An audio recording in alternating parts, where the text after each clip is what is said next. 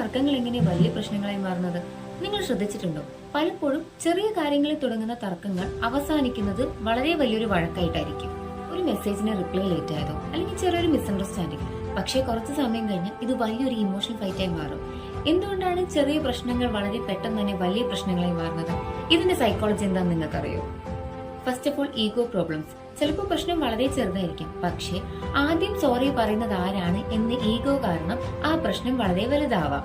Then misunderstanding. Communication clear അല്ലെങ്കിൽ അവിടെ misunderstanding ഉണ്ടാവും. അതായത് നമ്മൾ പറയുന്ന കാര്യങ്ങൾ ഓപ്പോസിറ്റ് നിൽക്കുന്ന വ്യക്തിക്ക് വേറൊരു രീതിയിലാണ് മനസ്സിലാകുന്നുണ്ടെങ്കിൽ അവിടെ മിസ്അണ്ടർസ്റ്റാൻഡിംഗ് ക്രിയേറ്റ് ആവാണ്. ഇത് റിലേഷൻഷിപ്പ് കോൺഫ്ലിക്റ്റിൽ സാധാരണയായി കാണുന്ന ഒരു സൈക്കോളജിക്കൽ പാറ്റേൺ ആണ്.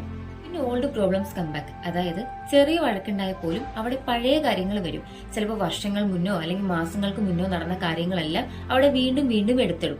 ആ സമയത്ത് ആ ചെറിയ പ്രശ്നം വലിയ പ്രശ്നങ്ങളായിട്ടാണ് പോകുന്നത്.